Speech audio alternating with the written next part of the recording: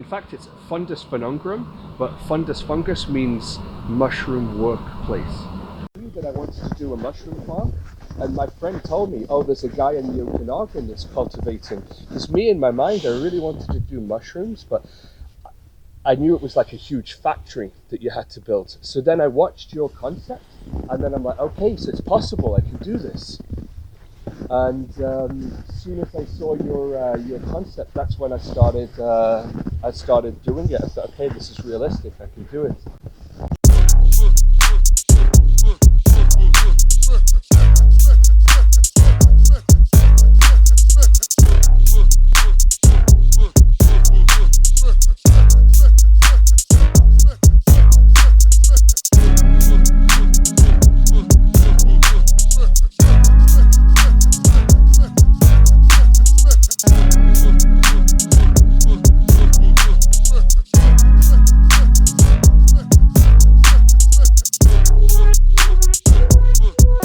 All right, so I have Paul Roberts here. We are in Quebec.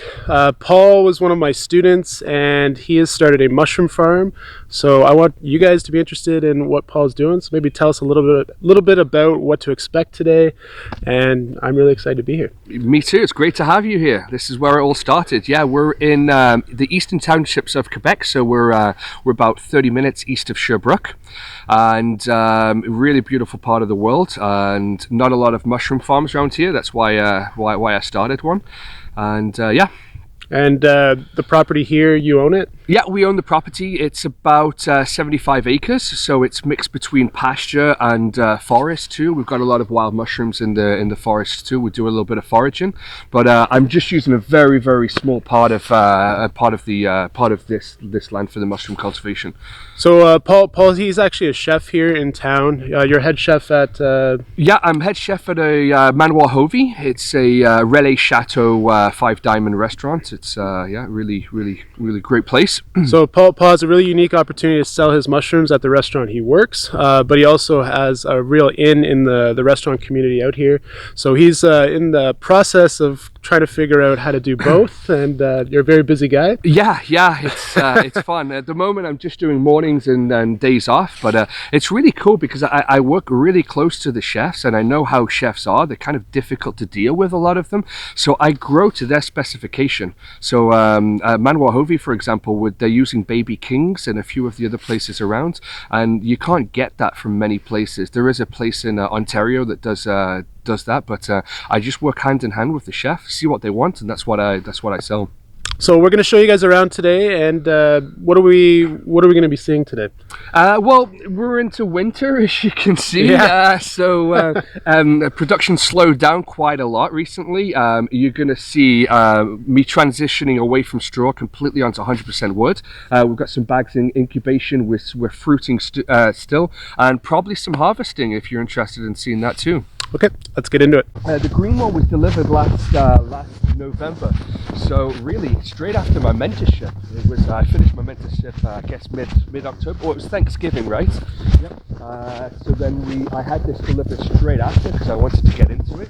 So I was fruiting my first mushrooms in like I want to say February, March.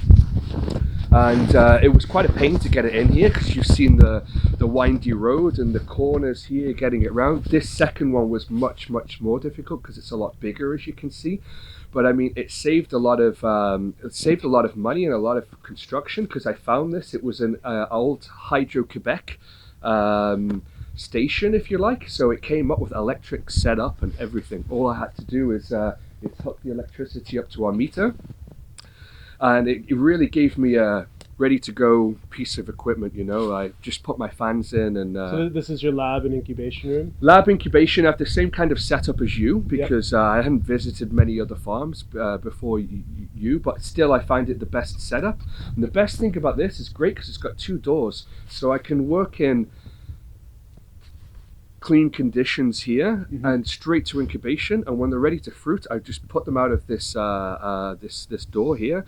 And I've recently just purchased an old conveyor belt for hay, what they use for hay, so I can just put the put the bags onto the conveyor belt, and it puts them straight down into the trailer, and we move it straight to the... So right now you're just like a one-man system? One-man system. I had a couple of stagiaires, a couple of people here from the local agriculture school helping out at the weekend and that type of thing. But yeah, it's been really difficult because I mean, as I learned from you, there's a lot of cleanup, it's not just production, it's a lot of cleanup, a lot of composting. When I flip the greenhouse here, because it's a 40-foot greenhouse, it takes me the full day. Wow. So yeah, it's a lot of work. Yeah. But you want to take us in the lab first? Sure. Yeah, let's go in the lab. This way. I've got you see, that's my old method of doing the logs. I sell those at the for $20 of the shiitake. At the market. Yeah, at the market. I sell them with a.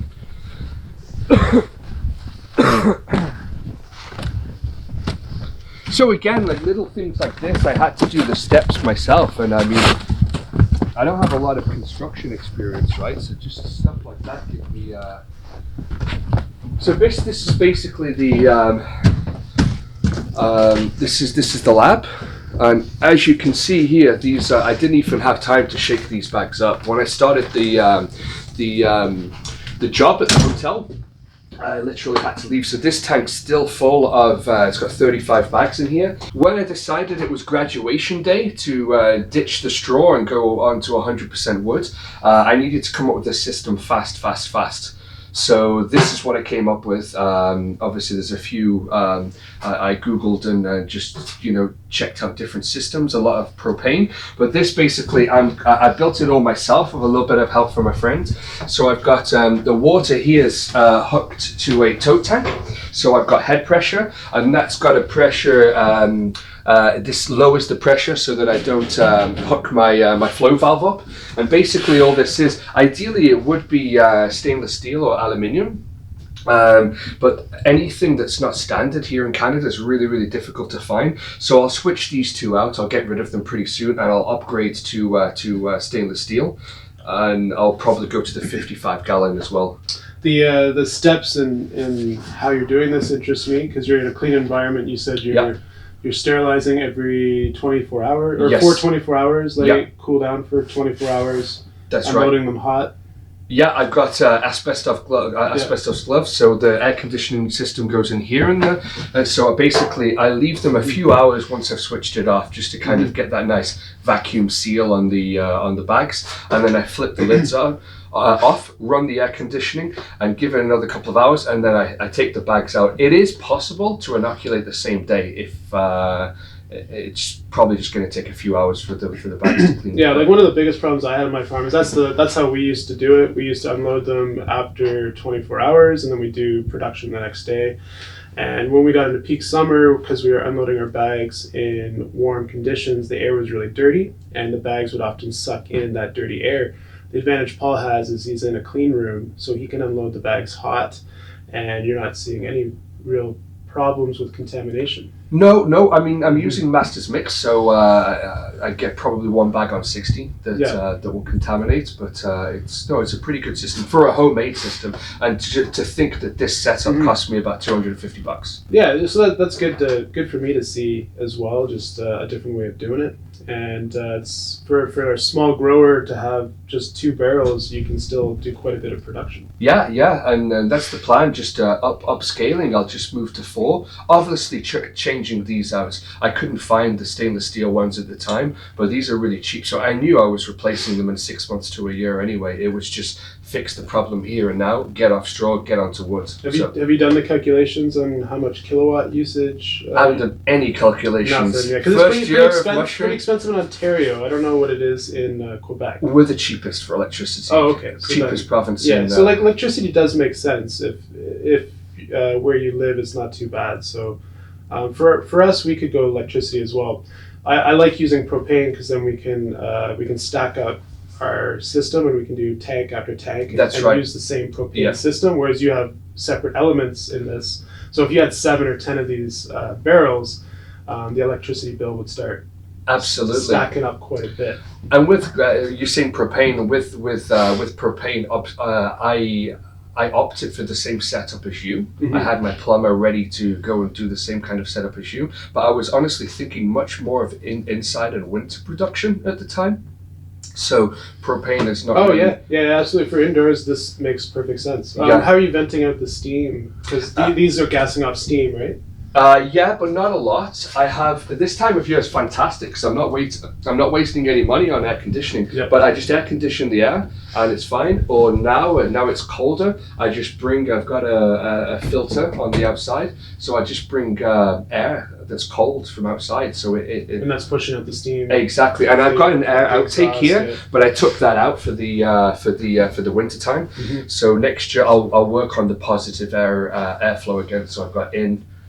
When the hood vents out, and I'm taking the. So that's your intake vent up there, and then your workstation here. This is homemade flow hood, obviously. Homemade flow hood, This is well crafted. Yeah. And again, everything was done in a rush, right? So that's a good point. Paul has been very focused on production and not making his farm have all the nice things. For me, like I kind of make my farm try to be always aesthetically pleasing, and I spend the money on nice equipment because I'm all about the long-term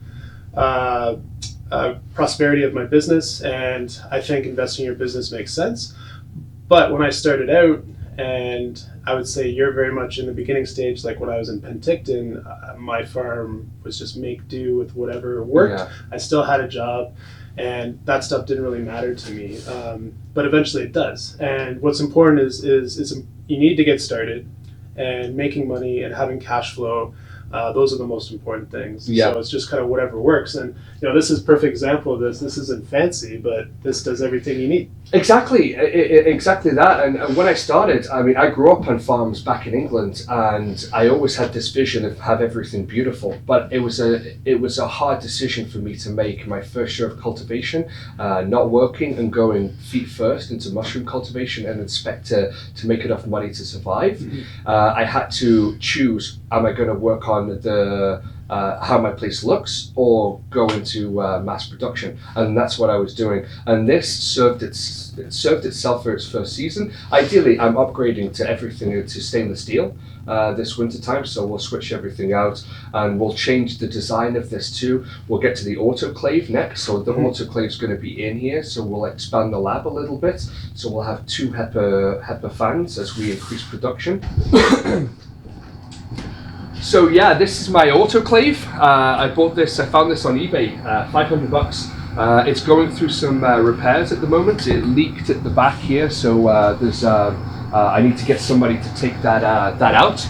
And the timer here is broken because it's an old machine. We've had to kind of rig a new kind of system on there, but it works really, really well. This is basically, it runs at pressure, so I can take this up to 15 psi, and I fit like 30 bags in here. So it's got 32 bags. It's got its built-in steamer here, and the same kind of system from the tote tank that's just next outside. That's how I run it. So at the moment it's not working because I've got to have the electrical upgrades, but amazing piece of equipment. I love this.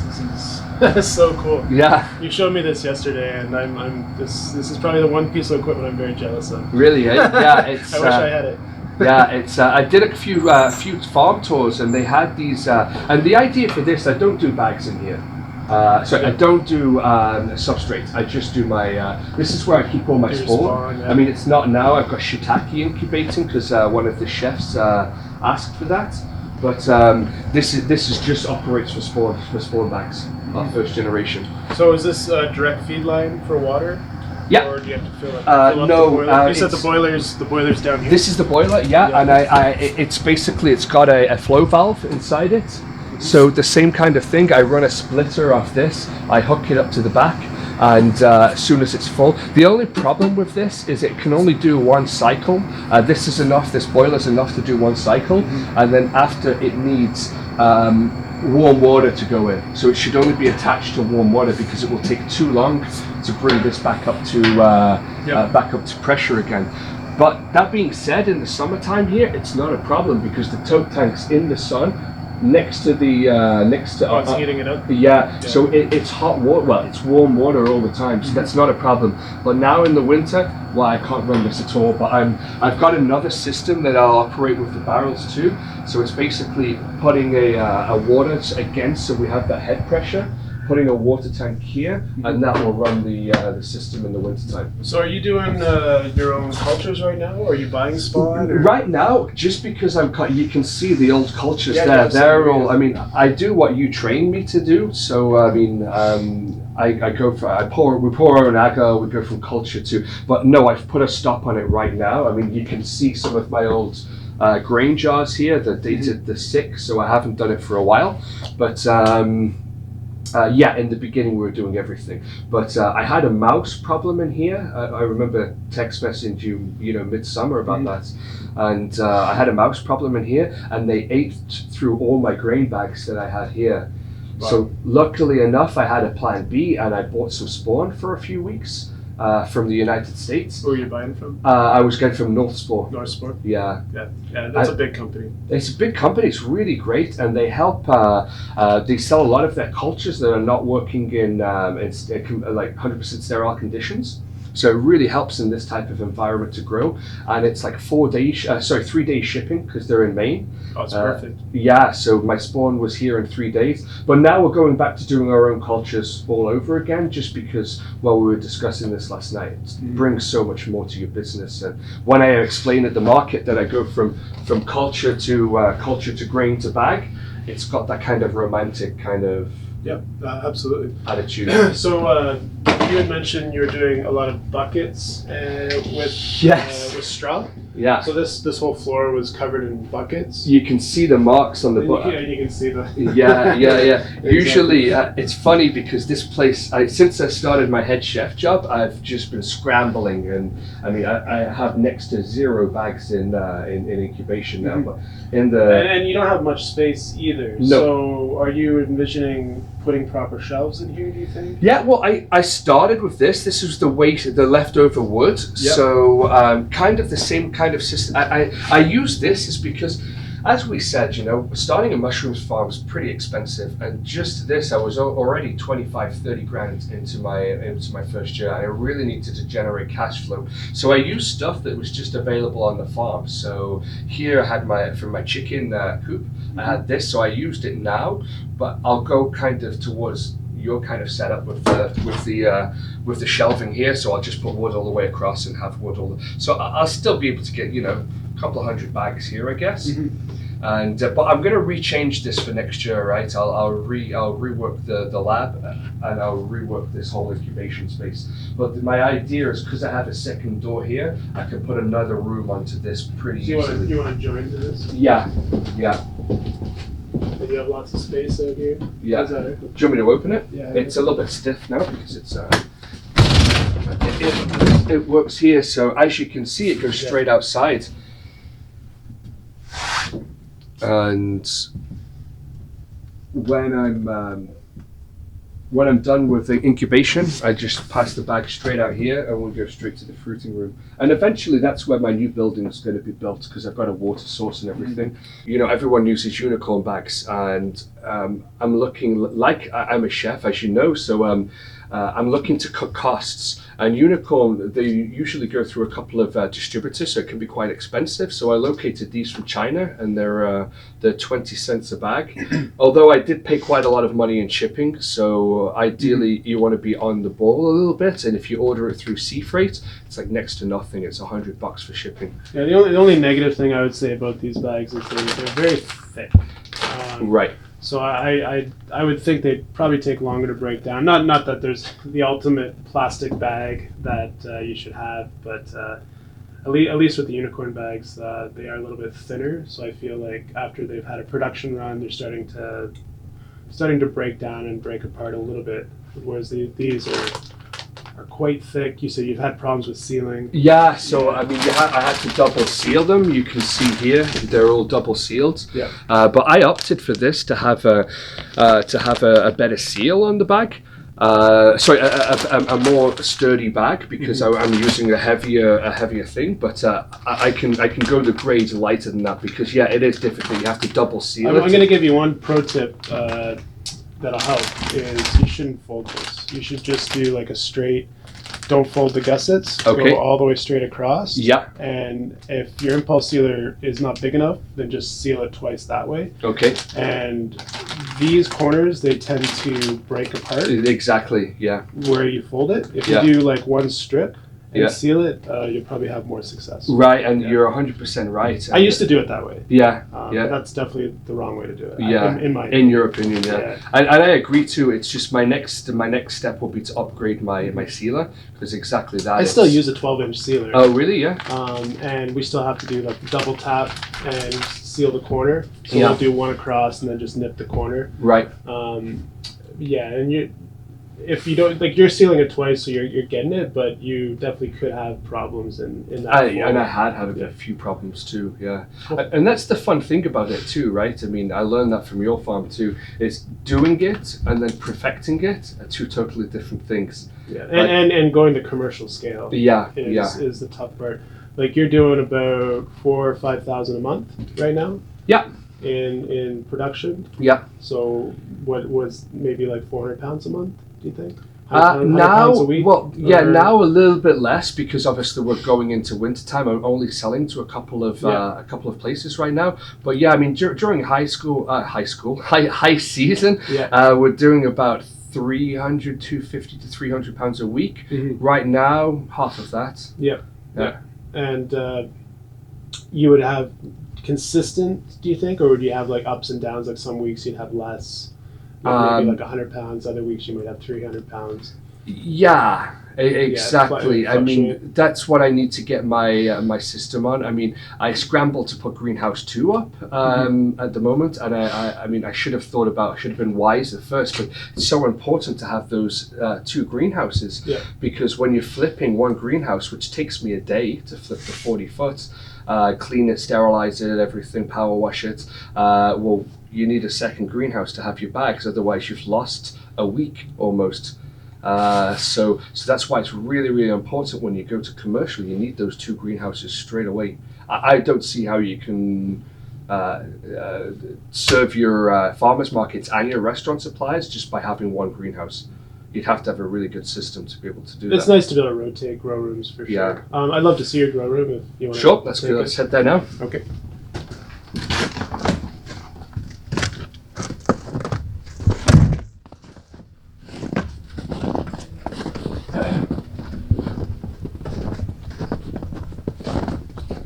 Do you want to talk about how these IBC totes are working? Yeah, absolutely. Well, I mean, here right now it's just backup. We don't have any water down here.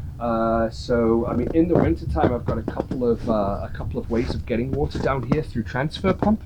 But basically, I've got a hose pipe from the house, which is, I guess, 100 feet up here. Mm-hmm. And basically, this is my backup system. So basically, I have all of the water here, so it works with head pressure.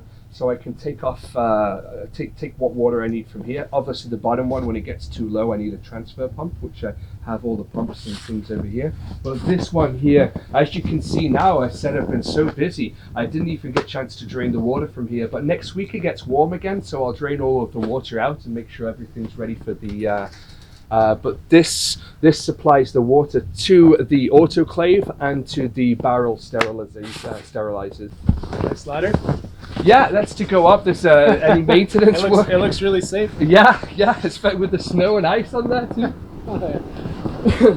So, Paul, maybe you could talk about what's going on here. Yeah. Faith can maybe stand over here and get a good shot. Here, cat, some of it.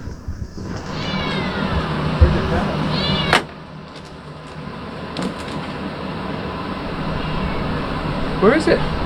We got a cat somewhere. There's a cat. Where? He's up there. Where? Oh, I don't see a cat. Oh, he was in the spending in the grow room, high CO2. You got in the grow room? He was peeking from the top of the door. That's funny. Crazy. Yeah, so this again, this is perfect evidence of me scrambling, and that's trying to think doing 2 jobs is really, really not practical. You have to pick. Going back to the kitchen now, I don't have the time. You can see I still have my summer setup. I didn't have time. I've got some overgrowing mushrooms there. That just shows how busy you are. With mushroom cultivation, in my experience, to do this and do a full-time job at the same time, it's really not practical at all. So I haven't had time to sort this out, but I was getting, didn't have enough oxygen. I'll turn it down while we're speaking. But I didn't have enough oxygen inside, so I had to upgrade it to a more powerful. This is a 800 CFM system here, so it's bringing in air, but the problem is it's bringing in cold air now. So I recently just found it's an old makeup air system from professional kitchens. So that heats the air as it pulls it in. So it's pretty good because then it's going to pull oxygen in and heat the air, so that I'm not going to have so much expensive heating bills. But if you want, we can go inside. And as you can see too, this is another problem that I wanted to fix before the winter time. The winter time come early. One of the breeze blocks underneath collapsed. So you can see that the shipping container, if you back up a little bit, careful of the snow, Faith, you can see it's at an angle here. So the water's freezing ice here. So I need to get my friend who's a farmer to lift it up with the tractor, get some support underneath again. It's going to level it out. But again, all these problems, there's so many problems. I mean, I'm lucky I did the mentorship because I could see a lot of those problems, so I was aware of them. But all these problems are new problems that I discover along the way. So this is the old system, obviously. I don't use these at all anymore. So I switched I switched the heat off yesterday in here because we're getting through too much water, and it was a little bit too hot anyway. But I mean, you can see now. You see it's what, -6 outside today. So we're maintaining just above 5 degrees inside here. So yeah, that's cool. Yeah, it's pretty cool. But as you can see, we still have a lot of mushrooms still growing. Nice to see the cats. Do you want to come here? I've got some chestnuts and some beach mushroom too. Obviously some oyster mushrooms on the go, and some lion's mane down here too. But again, this is what I explained to you last night. The shipping container, it's good if you want to do a hybrid here in Quebec, because you can grow mushrooms in April time or in the fall. But again, for me, I wouldn't buy another shipping container. It's not practical. It's way better just going for the tent system that you have. It's you're not spending any electricity or this. I mean, you're always going with electricity. My other greenhouse costs next to nothing to run because it's just a fan. But this, we've got air intake, air outtake, lighting, thermo pump to pump in air conditioning when it's too hot, or space is, I think, one of the bigger concerns. These are only 8 feet wide. Yeah. What is it inside? It's probably less, right? It's probably 8 feet on the outside. Yeah, especially when you take into consideration all of the. Did you finish these walls? No, like this? no. Well, I got this from a guy that was closing down his mushroom farm, so yeah, that's what we did. And you still have wood floors. Yeah. Which obviously long term, that's a nightmare. Well, as I said, I'm getting rid of this whole system, right? No, but if you wanted to make it work. Yeah, and again, if I wanted to make it work, if you wanted the shipping container to work, you need to insulate the floor too, right? Of course. Yeah, I mean, this floor is not insulated at all. Yeah. So when the -20 months come, you're doing that. You're heating and you're chilling at the same time. Yep. Look how much money. I mean, your mushroom farm's definitely not going to profit so much from wintertime growing. So I'm really scaling down at the moment. Just let me get rid of this cat. I'm really scaling down at the moment, just selling to restaurants that asking for certain types of mushroom, and I stick to the summertime growing. And so you think long term, you're going to probably just be a seasonal grower? I'm seeing the advantage that what you have is the seasonal grow. I mean, there's a lot of request for mushrooms during the winter months, but the problem is with this setup that I have now, it's just not practical. Yeah. And then again, working in the snow, getting rid of all of the bags in the snow, everything's so much of a pain. As soon as I've got my building up and running, yeah, that's a totally different. Yeah, so yeah, if you build a new building and you plan for waste, you plan for a proper grow room with drains. There you go. And a facility that you can work inside, then it's probably the way to go. So that's my way to go. Yeah. That's next year, but the yeah. here and the now, I'm doing it because I'm doing it, but it's more of a hobby and just the quality of mushrooms. I'm not getting the same quality of what I'm doing. So I mean, if you're not getting good quality, what's the point of doing it at all? So you can take us in your greenhouse as well? Yeah, sure. There's nothing going on in there. I'm just overwintering, but I'll show you. We can talk about it. Yeah. Okay. Moving forward, definitely, I'm still going to go with my building over here for next season. I've already got the plans up and running for that. We're just going to wait till springtime, so I get the financing from I'm getting help from the Quebec government. Mm-hmm. But yeah, I mean, these are the way to go. They're very cheap to run. You've got the shade cloth, which same kind of setup as you. If you can see under all this snow here, so you got the shade cloth, so that works amazing. And as I said, because of where it's positioned here against the trees, you don't even get any sunlight till like 1 o'clock in the afternoon, noon. So the fan's not even firing in there until. Yeah, and the shade cloth helps keep the humidity stable. Right. In summer, you're getting lots of airflow because your fans are going on constantly when it's up to like 30 Celsius. There you go. So you can't put enough shade cloth in there. That's right. But too much shade cloth can affect the mushrooms quite significantly in colder temperatures, because if you don't get enough airflow and your greenhouse is packed with mushrooms, your air just becomes dirty, and then you start seeing bacterial problems with blotch and stuff like that. And lots of fresh air is how you stop that. Right. So you'll notice stuff like that as you start packing this quite a bit. Are we able to go in? Or? Yeah, we have to go in the other side because it's all locked down. I just wanted to show you here. This is the tote tank. I'm not using this anymore. I'm going to sell this to another farmer who in the area that's going to start growing on straw, as we all do. Did you start on straw, Brian? I just did 1 bucket, and then that was enough for me to say. yeah, right. So this was my method. I filled that with water, got the lime in there, and got the straw in there, and that can fit like 3 bales, and that'll do about 30 buckets. But again, wood's the way to go. I mean. Well, you got more flexibility with species, and you can get higher yields. There you go. Yeah. And it's not as dirty. Right.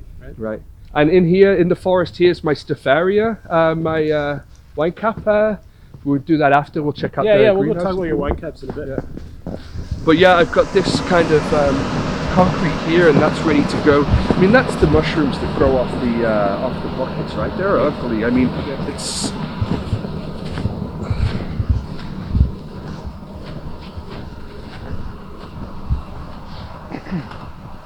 I ripped all of this out because we're going to go with concrete here next year. So for the here and the now, it worked fine. I find that's always one of the biggest questions with people is what kind of floor is necessary? Do I need concrete? Can I just do dirt? And would you say this ground was okay for what you had, or did it get muddy? Remember, I was just doing buckets in here, right? But did you have water on the ground from misting? No. Nothing.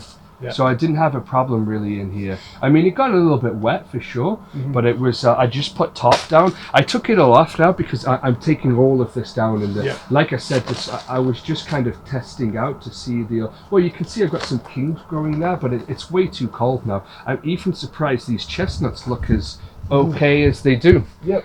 Yeah, but I threw them all in here. But yeah, next year we're going to go concrete on the ground. We're going to retrofit this whole thing. We'll go for wooden doors and poly. What do you call that, Brian? White poly. White poly on with the shade cloth. Yep. This is definitely the way to go forward. A nice shelving system. I mean, I got the same shelving system. To be honest, these plastic shelves are where it's at. I love them. Yeah, they're light. You can clean them easy. That's it. They've lasted 6 years. Right. For us. So.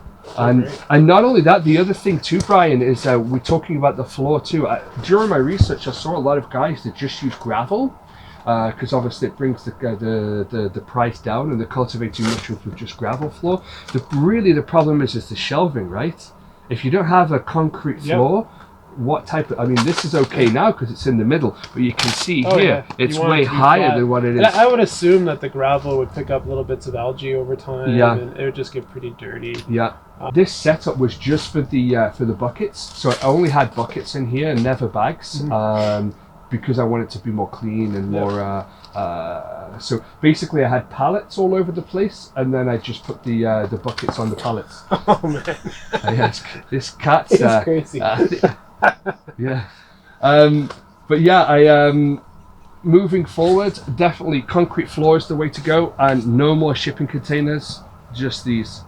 I'm excited to see it. And yeah, when you design the farm, just think about if you're ever to sell this place and you left your infrastructure behind, could it be used for something else? There you go. And you got nothing to worry about. Yeah. I've got shiitake in the woods here too, but I don't really rely on that so much. It's much more for I just watch because there's a lot of snow here, but there is there's rocks under here, so.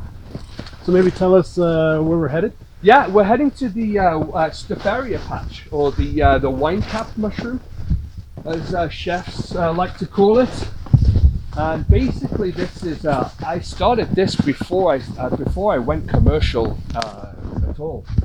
It's good that the animals are showing us the way to the patch here, but yeah, you're doing a really unique thing with Stropharia, and obviously the climate and the area does really well.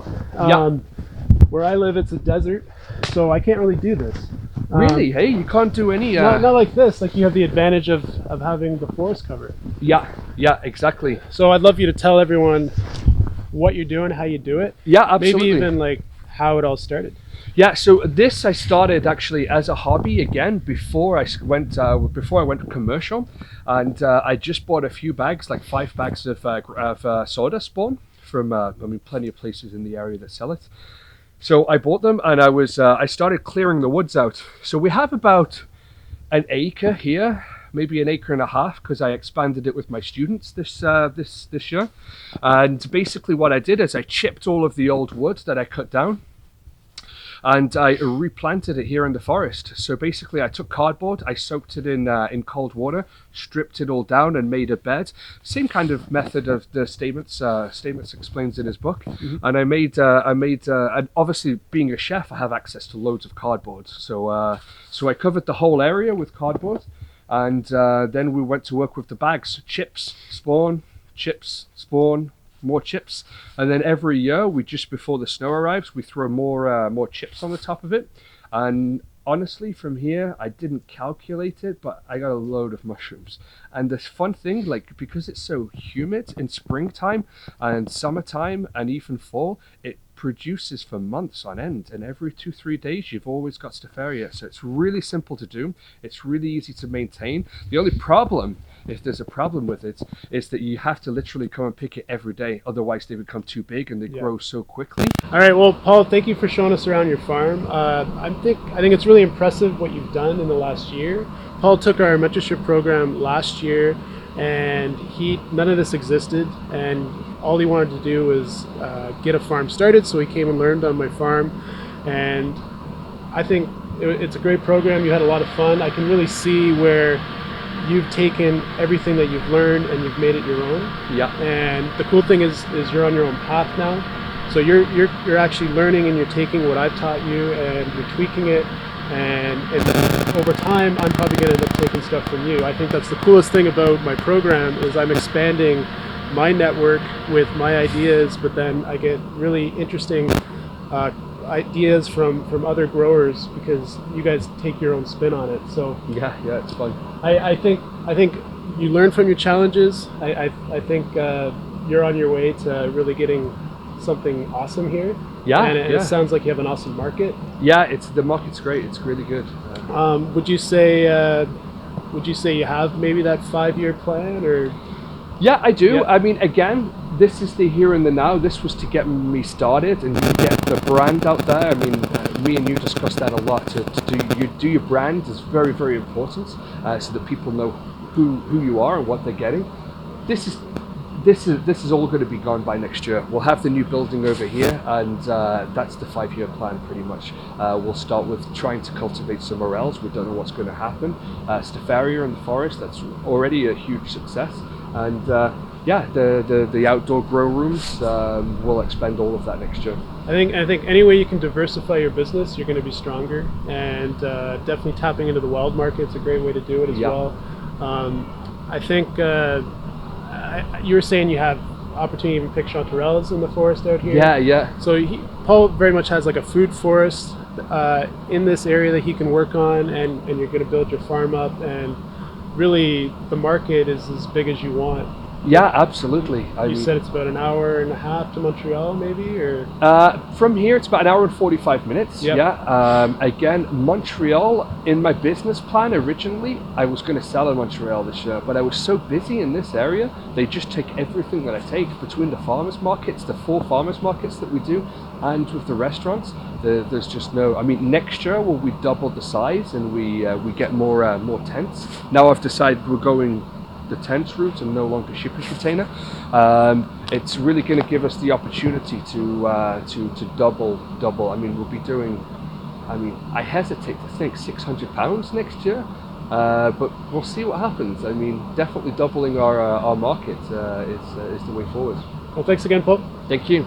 Always a pleasure to have you here. I look forward to seeing what you've done, and hopefully maybe next year, the year after. And, yeah. And we'll show everyone on this YouTube channel here.